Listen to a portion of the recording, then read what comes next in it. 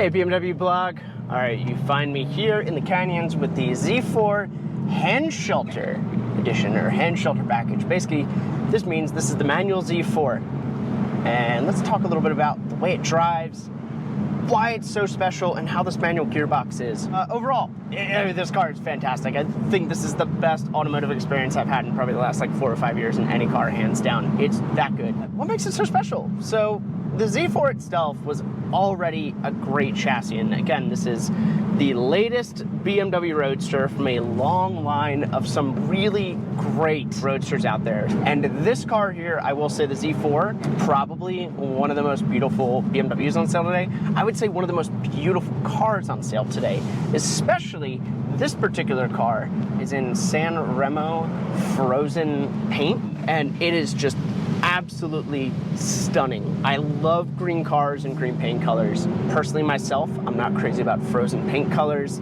They're just kind of a hassle to take care of. You have to hand wash the car. You can't take it through any kind of car wash. Not that a lot of you who own a fun car like this would ever do that, but still you've got to be very careful about what types of waxes, soaps, and shampoos that you use on the car because it can damage it. So I recommend getting a full PPF if you're going to go get a frozen color like this. But it does look good. And in conjunction with this cognac interior, I mean, this spec of car is just wonderful. I think the only thing I don't like about this particular spec of Z4 it's got to be all this piano black plastic inside. I wish they would let you option out another in trim for the interior when you end up getting the Handschalter package and you get it with the manual, because that's the only option, which is kind of silly.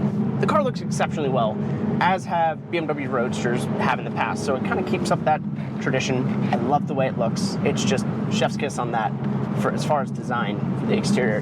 This interior, wonderfully sorted out, very pragmatic and practical for a Roadster, and one of the best things about it is iDrive 7, which means I get buttons for my HVAC controls. If you've ever driven iDrive 8, iDrive 8.5, they're good. I love those panoramic screens, but honest to God, I would rather have this because it is just so easy to be able to change my fan speed and temperature, turn on my heated seat. I don't have to really think about it too much. So iDrive 7 is fantastic. I've had no issues with connecting to Apple CarPlay and using that.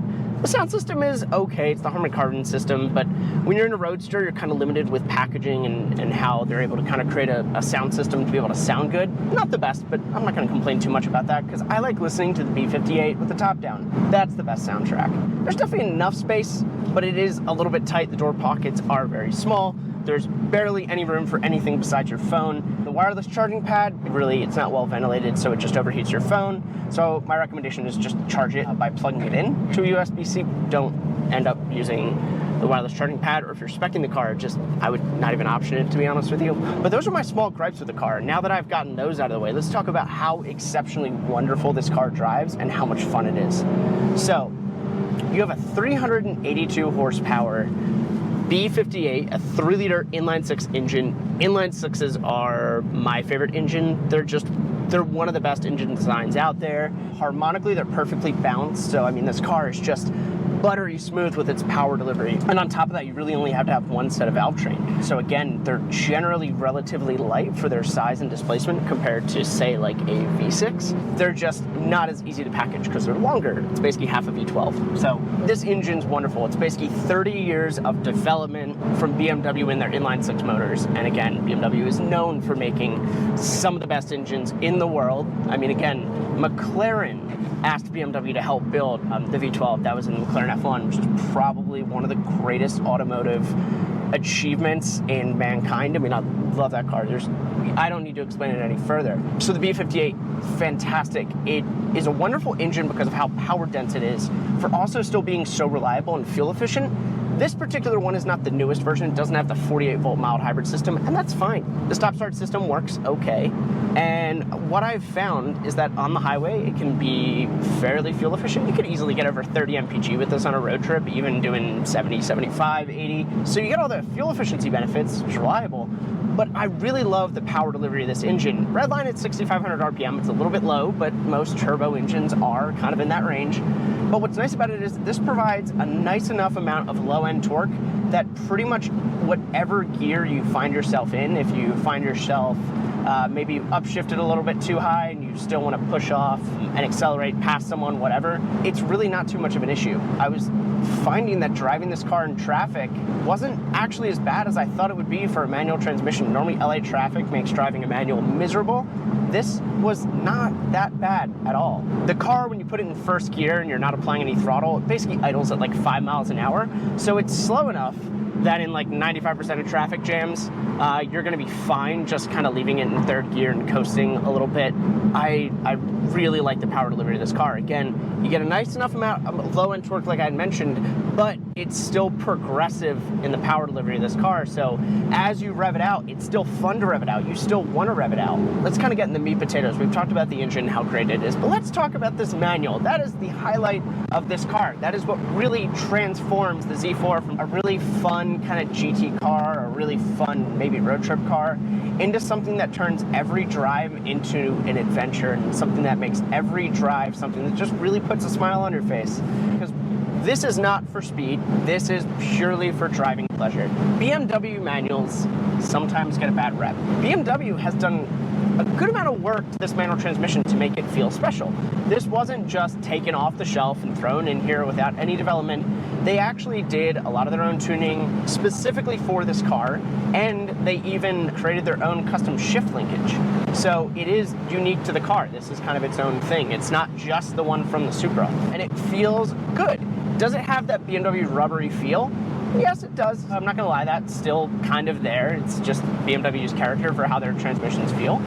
But this one actually feels quite a bit more robust, and it's a little bit more positive in engagement knowing when you actually have it in gear. If you've ever driven some of the older 3 Series coupes like an E90 or like an E46 or something along those lines, those transmissions feel a little bit delicate. This actually feels quite a bit more robust. I would say it's like a 30% improvement in terms of kind of the directness, the shift feel. But overall, the throws are fairly long. I mean, you can see here, it's not like it's a super short throw. You've really kind of got to make sure you've got it in gear. I personally like that. I find that when you have a good amount of throw, you've got to work a little bit, and it makes it a little bit more enjoyable, a little bit more satisfying. You feel like you're actually doing something rather than just something that's really short, which might be great for track use, but I don't think anyone's going to take this to the track. If you want a track car, you probably want something that has a hard top, and if that's the case, Toyota will sell you one. I know a lot of people complain about this. I don't mind, because it gave us 2 exceptionally good cars. The Supra is awesome, and the Z4 is awesome. They're some of the most fun sports cars out there. I mean, I can't think of many 2-door roadsters out there today that offer anything more than a 4-cylinder. And again, this is that. So it's an exceptional engine tied to an exceptional chassis with a really fun and engaging manual transmission. I've enjoyed this car quite a bit. So it feels good to drive just on a day-to-day basis. I enjoy rowing my own gears. Is it faster? No. You're probably losing about maybe 40 to 50 pounds out of the car by switching to a manual from the ZF 8-speed. I don't care. I mean, again, this car was already 3,500 pounds. It's not the lightest thing in the world, but it was already relatively light in the world of what sports cars are today. I mean, when you put this recipe together, you take the top down, you become part of the environment, you hear the engine that much better with the exhaust right there, in this beautiful interior with the nice infotainment system and a decent sound system. This nice manual gearbox. It's such a good recipe on paper, and I was worried that when I drove it that it just was gonna lack that X factor, that basically it all cohesively tied it together into something that really is a nice driver's car. That's not the case. No, they nailed it. This is, God, this is so much fun. I was thinking of buying an M2 at the end of the year, and now I might possibly change my mind. I already have a daily driver. This is just a fun car. This is a second car, and this is a really good second car. But going back to how good this car is for taking it on, say, like a road trip or something like that, the trunk is over 10 cubic feet of cargo space. It's big enough you can fit 2 to 3 roller bags in there with a little bit of room to spare. It's not wildly impractical. It's usable, which is something that most 2-seat roadsters, they can't quite say. It's got a lot of all the practical elements that you would like to see in a car that you're gonna daily drive or commute in, but you take it up in a canyon road like this and it just transforms into just, I mean, one of the best driving experiences that you can get. I love this car, guys. It's so good.